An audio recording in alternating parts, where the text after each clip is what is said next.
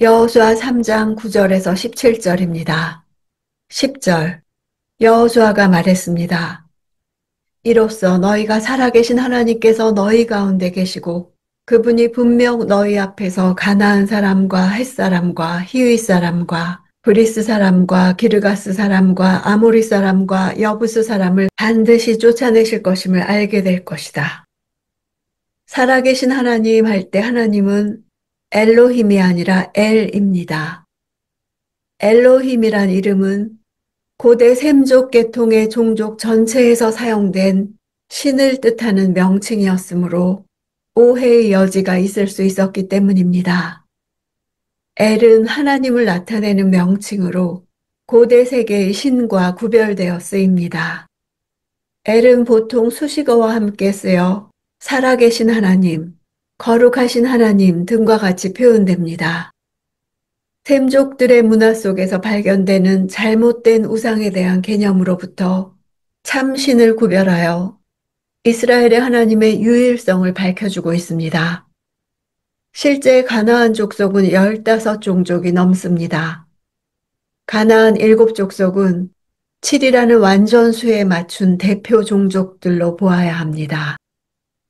반드시 쫓아내신다는 표현은 가나안 땅 정복에 대한 하나님의 의지가 결연하다는 사실을 보여줍니다. 13절. 여호와 온 땅의 주 되시는 여호와의 궤를 맨 제사장들이 요단강에 발을 담그고 선 순간 아래로 흐르던 물이 끊기고 벽을 이루어 서게 될 것이다. 온 땅의 주라는 표현은 요단강이 갈라지는 기적의 사건이 우연이나 인위적 요소에 의해 이루어지는 것이 아니고 하나님께서 모든 자연 법칙을 뛰어넘어 행하시는 기적의 역사라는 사실을 강조합니다. 이방의 거짓 우상들과 비교할 수 없는 여호와 하나님의 유일성과 전능성을 드러냅니다. 발을 담그다는 단어는 발바닥으로 밟는다는 뜻입니다. 고대 근동의 세계관에서 바다와 강은 혼돈과 괴물의 거주 공간입니다.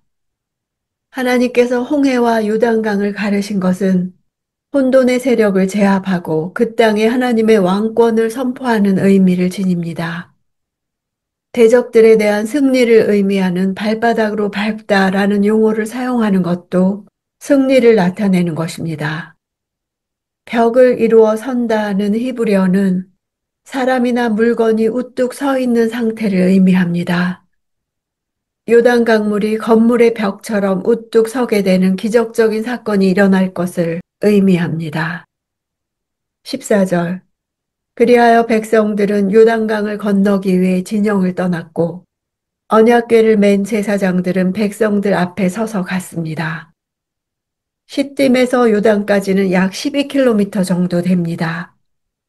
이제 시딤에 있던 이스라엘은 가나안 땅에 진입하기 위해 요단강을 건너야 합니다. 그것은 홍해를 건넜던 사건의 재현입니다. 홍해에서처럼 하나님이 하실 일입니다.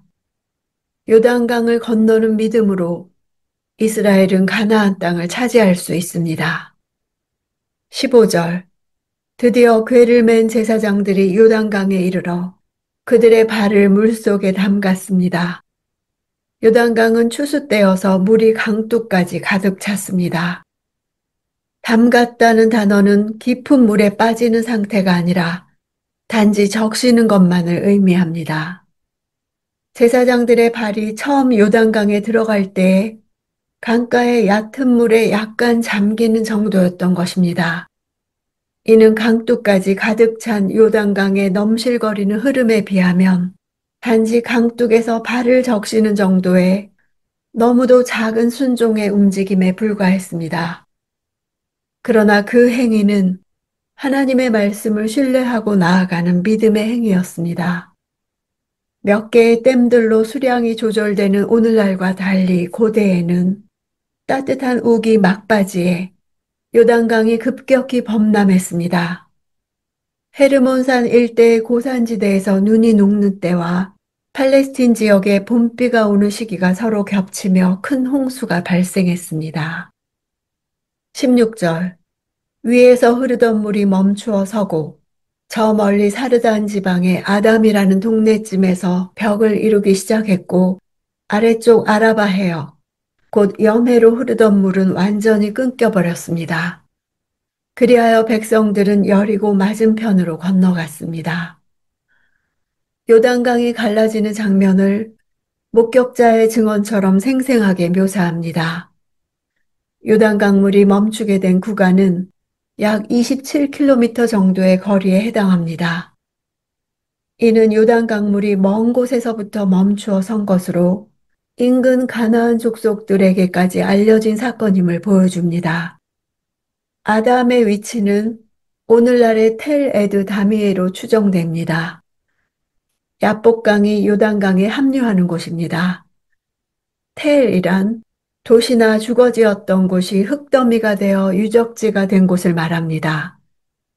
강물은 아담 성읍과 사르단 성읍 사이에 요단강 지류인 야복강을 채우면서 쌓인 것으로 보입니다.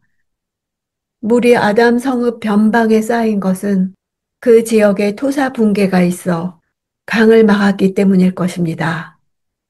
아담 근처에는 석회질이 많은 이히토로 이루어진 높은 언덕들이 있었고 이것이 일시에 무너질 경우에는 강의 흐름을 막아 물길을 근처의 다른 저지대로 돌릴 수 있는 것입니다. 언덕이 무너져 강물이 끊어진 경우는 실제 역사상으로 몇 번 일어난 일입니다. 1267년, 1906년, 1927년에 각각 산사태가 일어나 요단 강물의 흐름을 일시 차단한 적이 있었습니다. 그래서 본문의 요단 강물이 끊어진 사건도 자연현상의 일부일 뿐이라고 주장하는 이들도 있습니다. 그러나 그 발생 시각이 이스라엘의 요단 도하 시점과 정확하게 일치했다는 것, 강바닥이 말랐다는 것 등의 사실을 보더라도 초자연적인 하나님의 역사로밖에 설명할 길이 없습니다. 여리고 맞은편으로 건너갔다는 것은 여리고 성에서 자신들이 건너는 광경을 볼 수 있을 정도로 눈에 띄는 가장 가까운 지점으로 건너갔음을 보여주는 것입니다.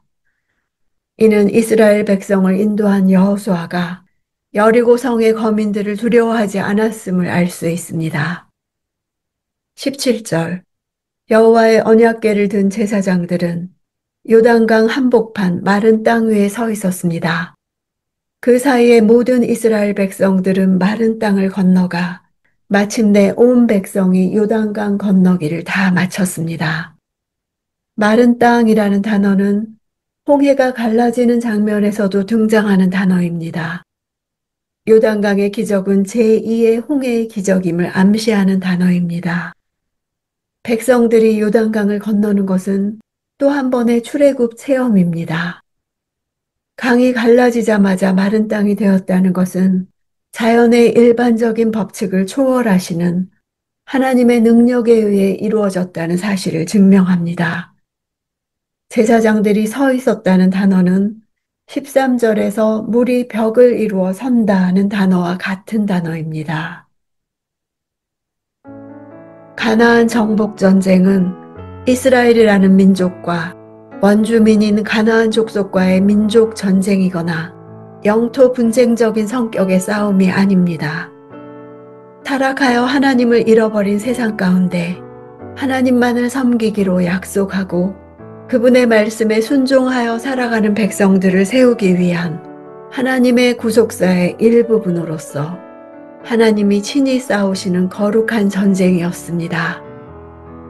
오늘날의 성도 역시 이 세상을 살아가면서 계속적으로 영적인 싸움을 싸우는 과정 가운데서 여러 가지 고민과 고통과 괴로움 등으로 지치고 공고할 때마다 자신이 싸우고 있는 영적 싸움의 주체가 자신이 아니고 하나님이라는 사실을 인정하고 현재의 문제뿐만 아니라 인생에 대한 주권 자체를 하나님께 내어드릴 때 승리가 보장됩니다.